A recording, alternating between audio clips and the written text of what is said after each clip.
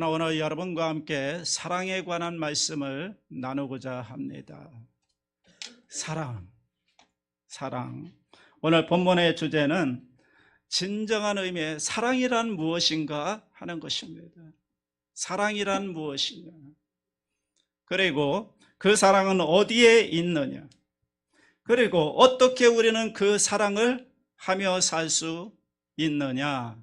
이 세 가지 주제를 가지고 말씀의 은혜를 나누겠습니다. 자, 고린도 13장에는 별명이 하나 있습니다. 그 별명이 뭘까요? 사랑장입니다. 정말 사랑이 뭔지 알고 싶다면, 그리고 여러분이 진짜로 사랑하며 살고 싶다면 복잡한 방법이 많을 것 같지만 아닙니다. 오늘 본문 말씀을 읽고 또 읽고 기도하며 하나님께 나아가면 사랑이 뭔지 알 수가 있고 분별력을 가질 수가 있고, 그리고 우리의 사랑을 순수하게 만들어주고 사랑을 넉넉히 감당할 수 있는 능력을 하나님께서 우리에게 주시는 줄로 믿습니다. 자, 첫 번째 주제입니다. 사랑이란 무엇인가?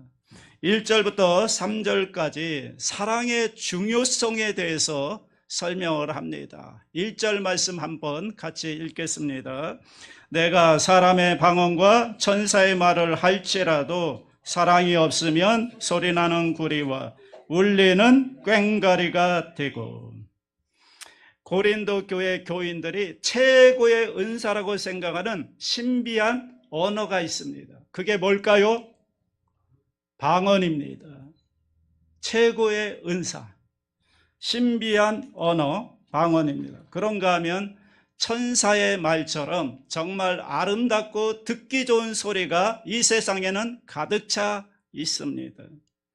그런데 이 수많은 신비한 말과 아름다운 언어들, 그것이 사랑이 없다면 뭐가 되느냐? 뭐가 된대요?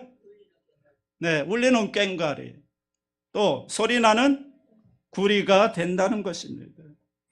소리나는 구리, 영어로는 공입니다. 우리말로는 징을 말하는 겁니다. 징 아시죠? 구리덩어리. 나무 가지고 징을 땡 치면 징하고 웁니다. 꽹과리는 너무나 아시죠? 이 세상에서 가장 시끄러운 악기가 꽹과리입니다. 저는 이거 묵상하면서 우리 교회에 꽹과리 동아리가 없는 게 정말 다행이다 생각해요. 장구 동아리가 있으니 얼마나 감사합니까? 꽹과리 치기 시작하면 정신이 하나도 없을 것 같습니다. 세상에서 가장 시끄러운 소리. 그래서 이 꽹과리는 응원할 때 최고로 좋습니다. 한일 2002년 월드컵 때 우리나라를 가장 알린 악기가 바로 이 꽹과리입니다. 외국 사람들이 저게 뭐냐? 무슨 악기래? 그래서 꽹과리라고 하는 것이 가장 시끄러운 악기다. 그러니까 소리나는 구리와 울리는 꽹과리라는 말이 뭐냐 하면 엄청나게 시끄럽고 소란스러운 소리다, 그 얘기죠. 자, 그럼 이제 1절의 의미를 알 수 있겠죠.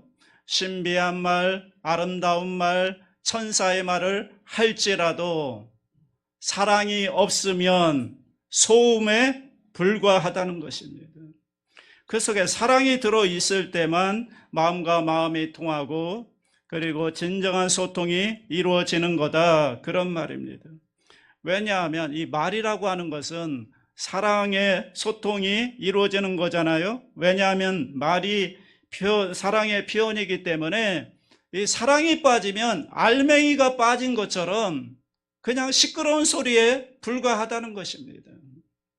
그래서 많은 분들이 말을 잘하기를 바라고 멋진 말을 구사하기를 원하지만 그것은 다 뭐냐? 소리나는 구리와 울리는 꽹과리입니다. 뭐가 없으면요? 사랑이 없으면 아무리 좋은 천사의 말이라 할지라도 그냥 소리나는 구리와 울리는 꽹과리에 불과하다. 그러니까 우리가 언어가 진정한 언어가 되고 서로가 마음과 마음이 통하고 마음을 움직일 수 있는 언어가 되려면 거기에 반드시 뭐가 있어야 되느냐? 사랑이 들어 있어야 한다는 거죠. 자, 2절 말씀 함께 읽습니다. 내가 예언하는 능력이 있어 모든 비밀과 모든 지식을 알고 또 산을 옮길 만한 모든 믿음이 있을지라도 사랑이 없으면 내가 아무것도 아니에요. 모든 예언, 모든 지식, 사랑 위에서만 빛을 발하는 거라는 거죠. 성 어거스틴이 그런 말을 했습니다. 사랑 없는 지식은 교활한 사기꾼을 만들 뿐이다 그랬습니다. 여러분, 지식은 좋은 거죠. 지식은 좋은 거지만 거기에서 사랑을 쏙 빼버리면 이것은 엄청난 무기가 될 수 있습니다. 다른 사람에게 상처를 주고 여러 가지 그 사람 자체도 교만하게 만들 수가 있습니다. 지식은 좋은 거지만 그 지식 안에는 반드시 사랑이 들어 있어야 한다는 것입니다.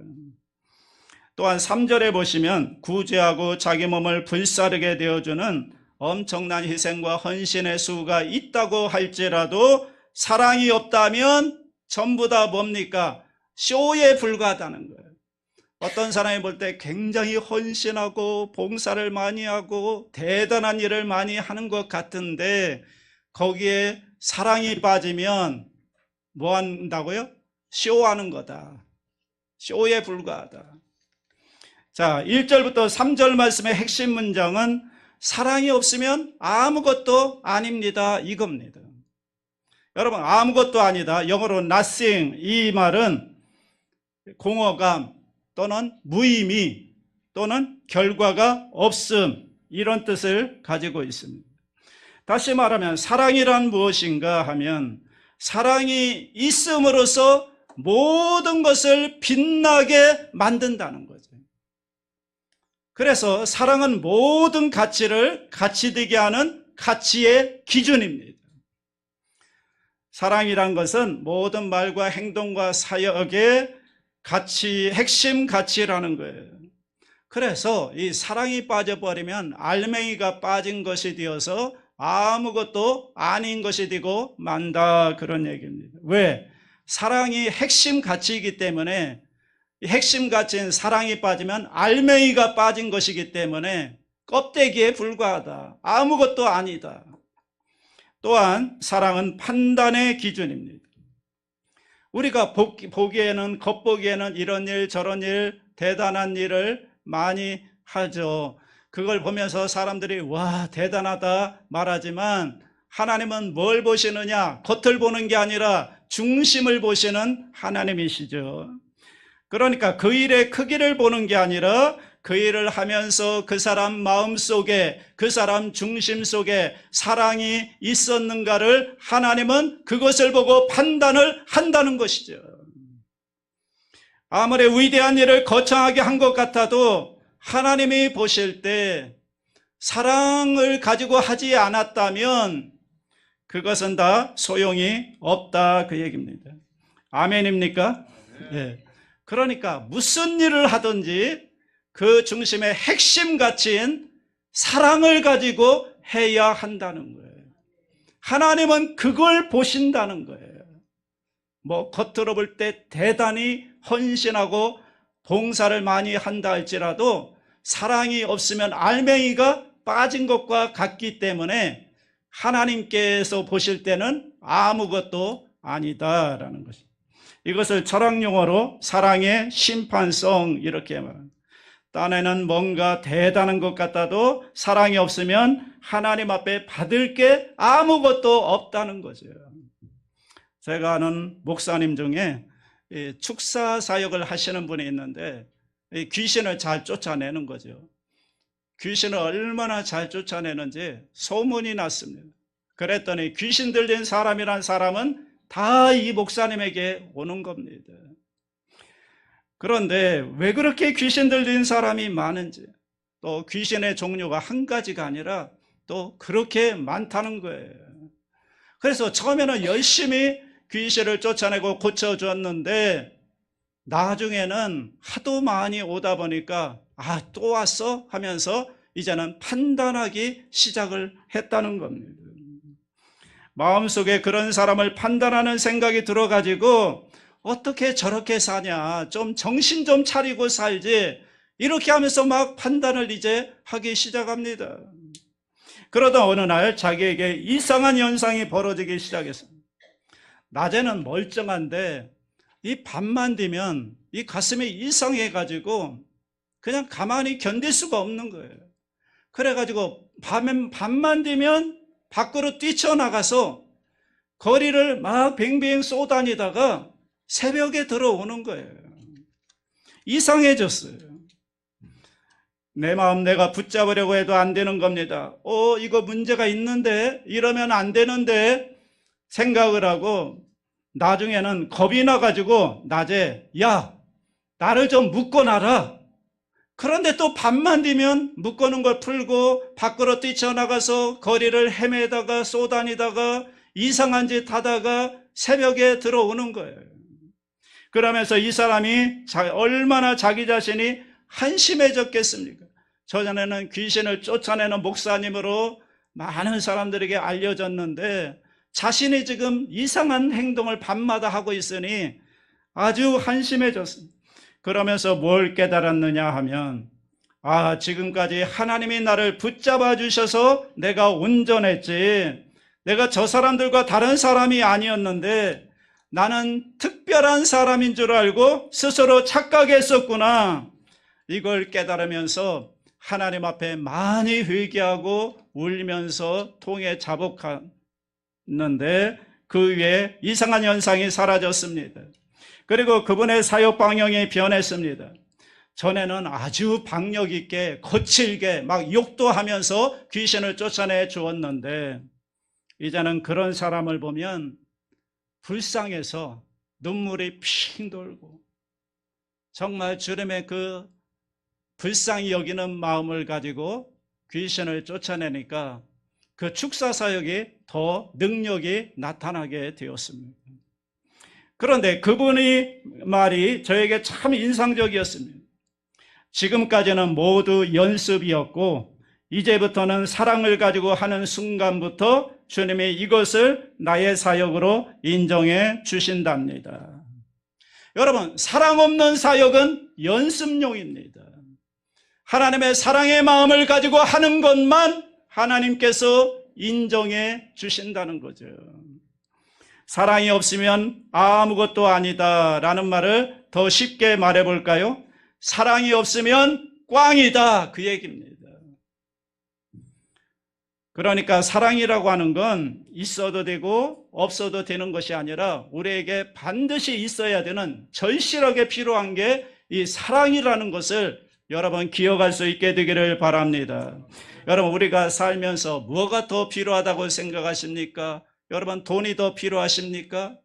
권력이 더 필요하십니까? 명예가 더 필요하십니까?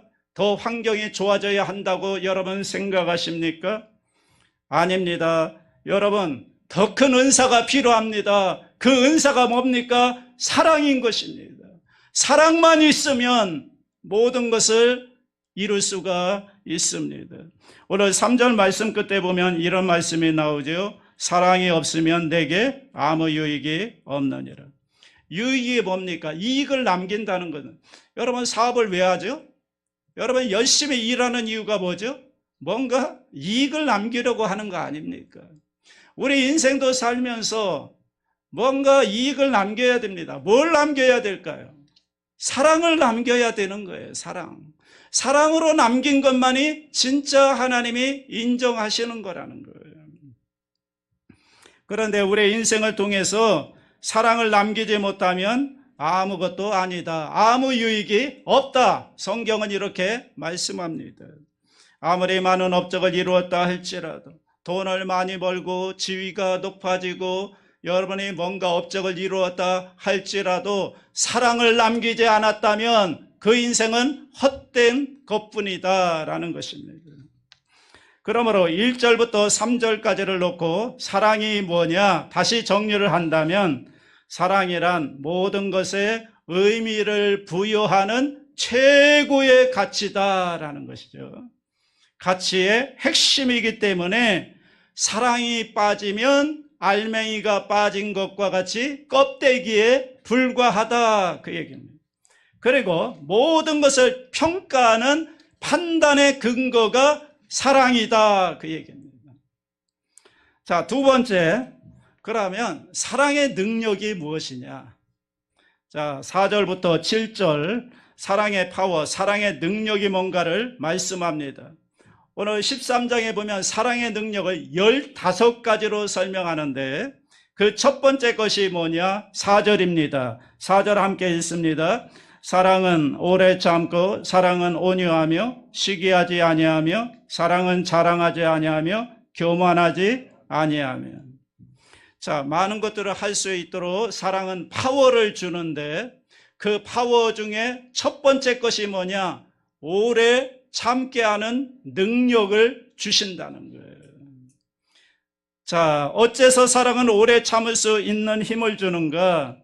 이 문제는 우리가 다음 주에 살펴보도록 하겠습니다. 왜냐하면 아주 중요한 신학적 의미가 여기에 있기 때문에 이것은 다음 주에 우리가 살펴보고, 그러나 사랑은 오래 참음의 능력을 준다는 거예요.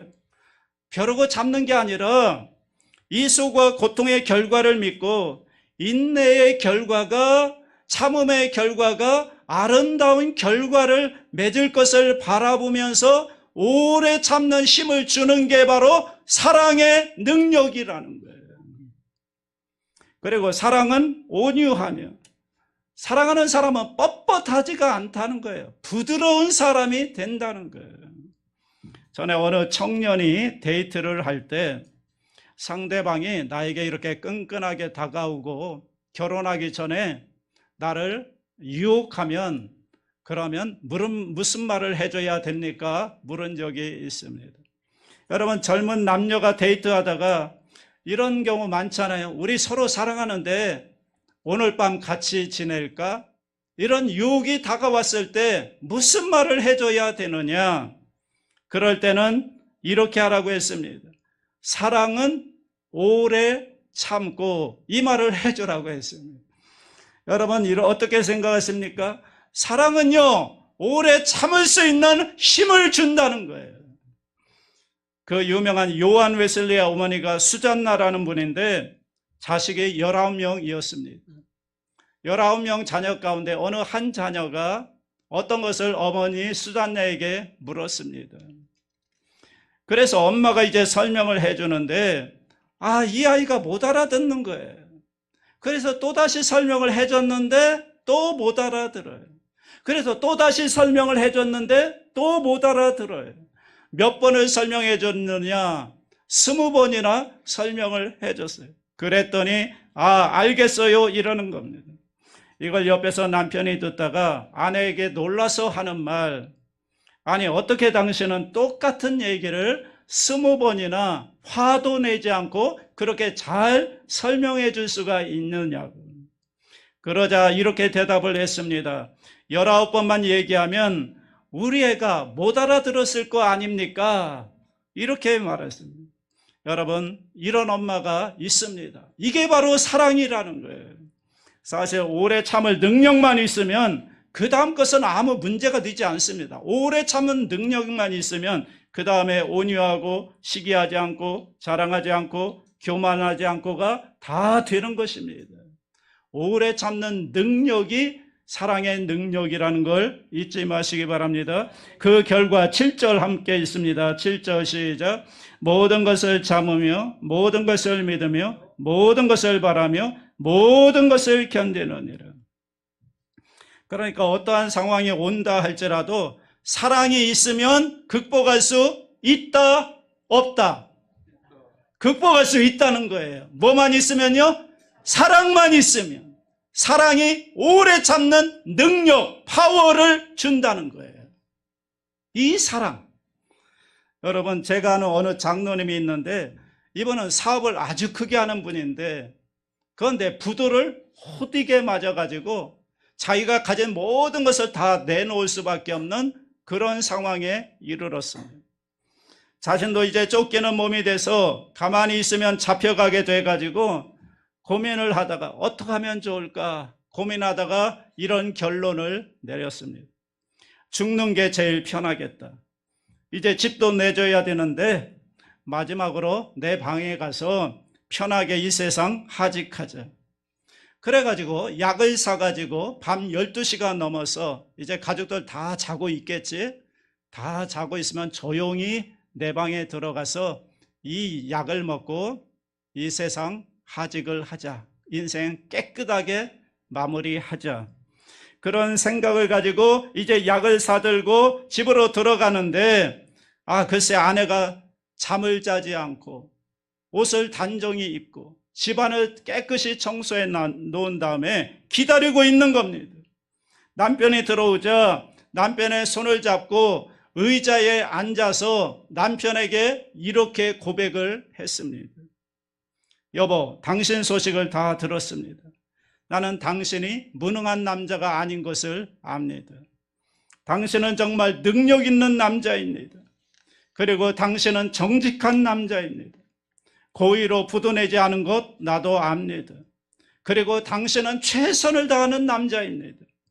나는 지금까지 당신을 사랑하고 존경해 왔지만 최선을 다하고 돌아온 오늘의 당신을 더 많이 사랑하고 더 많이 존경합니다. 이렇게 고백을 했습니다. 이 고백을 듣는 순간에 이 태산 같은 남자가 아내 앞에 무릎을 꿇고 엉엉 울기 시작합니다. 그리고 나중에는 아내 품에 안겨서 한참을 울다가 둘이 함께 하나님께 기도하고 이 남편이 다시 일어서기로 결심을 했습니다. 그리고 며칠 후에 채권자들을 만나서 이렇게 말했습니다. 죽으려고 했는데 그래서는 안 되고 이제는 도망치지도 않겠습니다.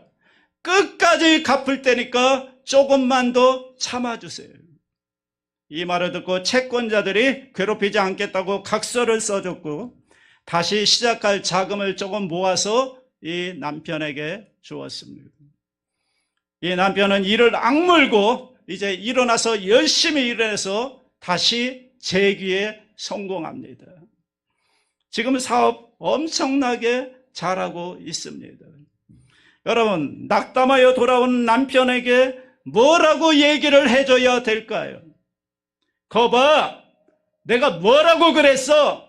이러면 남편 죽는 겁니다. 이 아내가 사랑의 마음을 가지고 남편에게 자기의 사랑의 마음을 고백했기 때문에 이 남자가 죽을 마음을 깨트리고 다시 일어서야 되겠다고 결심을 하게 되었던 것입니다. 여러분, 사람들은 다른 은사가 많이 필요한 줄로 생각합니다. 사업도 잘 돼야 되고 승진도 해야 되고 건강도 해야 되고 자식도 잘 돼야 되고 상황이 더 좋아져야 된다고 사람들은 생각합니다. 아닙니다. 여러분, 그보다 더 중요한 게 있습니다. 지금 이 상황 속에서 필요한 것은 딱 하나가 필요합니다. 그게 뭡니까? 사랑이 필요한 것입니다. 여러분, 사랑만 있으면 넉넉히 견딜 수가 있는 것입니다. 가족의 사랑으로 똘똘 뭉친다면 어떤 어려움도 고난도 이길 수가 있습니다. 사랑이 필요한 것입니다. 사랑. 여러분, 사람이 총에 맞아도 안 변합니다. 총에 맞으면 죽어버리죠. 대포를 맞는다고 변할까요? 안 변합니다. 그러나 사랑이 있으면, 사랑의 마음이 느껴지면 변합니다. 사랑만 있으면 변하는 겁니다. 그래서 사랑은 원자토보다 강하다는 것입니다. 사랑은 엄청난 파워를 가지고 있다는 거예요. 이 사랑의 능력이 대단한 거예요. 여러분, 누군가 나를 진심으로 사랑하는 게 느껴진다면 그 사람은요, 용기를 내서 힘을 내서 다시 살아갈 힘을 낼 수가 있는 것입니다. 자, 세 번째, 사랑은 하나님이 주시는 은사라는 거예요. 여러분도 이런 사랑 다 갖고 싶죠? 이런 사랑이 필요하죠? 자, 그렇다면 이런 사랑을 내가 어떻게 가질 수가 있느냐는 거예요. 이 사랑의 파워가 대단한데, 사랑의 능력이 대단한데 이 사랑을 내가 어떻게 가질 수가 있느냐? 성경은 말씀합니다. 더 큰 은사를 사모하라. 이게 뭔 말입니까? 사랑은 은사라는 거예요. 하나님이 주시는 선물이라는 거예요. 내 속에 있는 것이 아니라는 거예요. 하나님이 주시는 은사가 사랑이라는 거예요. 하나님의 선물입니다. 사랑은 내 속에서 있는 게 아니에요. 많은 분들이 착각합니다. 내 힘으로 사랑할 수 있다? 웃기는 소리 하고 있습니다. 자기가 뭐라고? 여러분, 사랑은 우리 속에 있는 게 아니라니까요. 사랑은 누가 주는 거예요? 하나님께로부터 임하는 거예요. 사랑은 은사라니까요. 하나님의 선물로 주는 게 사랑인 거예요. 성경은 그렇게 말씀하죠. 그래서 성경에 유명한 사랑의 삼명제가 있습니다. 뭐가 있다고요?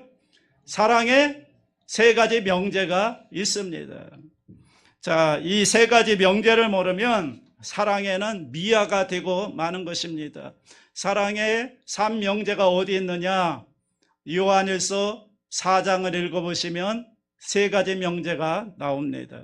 자, 사랑의 삼명제가 뭔가 한번 정리해 보겠습니다. 첫째, 하나님은 사랑이다. 뭐라고요? 둘째, 그 사랑이 십자가로 나타났다. 뭐라고요? 셋째, 사랑은 응답이다. 자, 사랑은 응답이다. 이게 사랑의 삼명제입니다. 첫째, 하나님은 사랑이다. 둘째, 그 사랑은 십자가를 통해 나타났다. 셋째, 사랑은 그것에 대한 응답이다. 이게 사랑의 삼명제입니다. 자, 첫째, 하나님은 사랑이다. 이게 뭐냐면 사랑의 출발점이 하나님이라는 거예요. 여러분, 내 속에서 사랑을 내가 자가 발전시켜서 사랑이 나오는 게 아니라는 거예요. 사랑의 출발점 근원은 하나님이기 때문에 사랑을 하나님께 구해야 되는 것이고 하나님께 받아야 그 사랑을 받아서 우리가 사랑할 수가 있는 것입니다. 자, 사랑의 근원이 누구라고요? 하나님이에요. 이 세상에 수많은 사람들이 사랑을 하루 종일 이야기하지만 사랑에 실패하는 이유가 뭔지 아십니까? 사랑의 근원인 하나님으로부터 떠났기 때문이에요. 하나님으로부터 떠났는데 사랑의 근원이 하나님이신데 그러면 그 사랑이 어디서 나오겠습니까? 사랑의 근원에서 단절됐기 때문에 이 세상은 사랑에 울지만 사랑을 얻을 수가 없다. 이게 비극인 거죠. 하나님은 사랑이라는 것, 그러니까 하나님 앞에 사랑을 구해야 될 줄로 믿습니다. 다른 곳에서 사랑을 찾으면 안 됩니다. 하나님께 나와서 하나님께 사랑을 구하면 하나님이 은사로 주시는 게 사랑이라는 것을 믿으시기를 주의 이름으로 축복합니다. 두 번째, 하나님의 사랑은 십자가를 통해서 드러났다는 거죠. 하나님의 사랑이 다양한 방법으로 모든 인생에게 펼쳐지지만 그 중에서도 십자가를 통하여 확실하게 드러났습니다. 그러니까 이 세상 모든 사람들이 하나님의 사랑을 받고 있지만 예수 그리스도의 십자가를 경험한 사람만이 사랑의 본질을 알고 진짜 사랑할 수 있는 은혜를 받은 것입니다. 세 번째, 그런 사람들은 이제 그 받은 사랑의 응답으로서 사랑을 할 수가 있는 것입니다. 십자가의 사랑을 경험한 사람만이 진정한 사랑, 하나님의 사랑으로 모든 사람을 사랑할 수가 있는 것입니다. 그래서 이 사랑을 많이 경험한 사람은 막 김치도 만들어서 어려운 사람 섬기고 또 오건사님처럼 반찬을 만들어 가지고 어렵고 힘든 사람들 이렇게 막 도와주고 퍼주는 게 뭐냐면 사랑 때문에 그런 거예요. 하나님의 사랑을 경험했기 때문에 그 사랑의 응답으로서 다른 사람을 사랑할 수가 있는 것이죠. 이게 사랑의 세 명제입니다. 여러분, 이 세상에서 가장 오해가 많은 단어가 사랑이란 단어입니다. 모든 사람이 사랑을 갈망합니다. 그러나 사랑 때문에 눈물 흘립니다. 왜 그런 줄 아십니까? 사랑의 근원을 떠났기 때문에 그런 것입니다. 사랑의 근원인 하나님이 그 사랑을 사모하는 자에게 선물로 주시는 게 사랑이라는 것을 여러분 잊지 마시기 바랍니다. 그러므로 우리들은 사랑의 하나님께로 나아가야 될 줄로 믿습니다. 그리고 하나님께 사랑을 구해야 될 줄로 믿습니다. 하나님, 나에게는 사랑이 없습니다. 사랑하고 싶은데 사랑이 없습니다. 내 가슴이 너무나 냉랭합니다. 하나님께 나아가 사랑을 구하오니 주여 내게 사랑을 부어 주시옵소서. 그 사랑으로 나도 사랑하며 살게 하여 주시옵소서. 아멘입니까? 여러분 모두 사랑의 절대 필요성을 인정하시고 사랑을 주실 수 있는 유일하신 하나님 앞에 나아가 사랑을 구함으로 하나님이 주시는 그 사랑의 은사를 가지고 사랑하며 살아가는 저와 여러분 될 수 있기를 주님의 이름으로 축원합니다.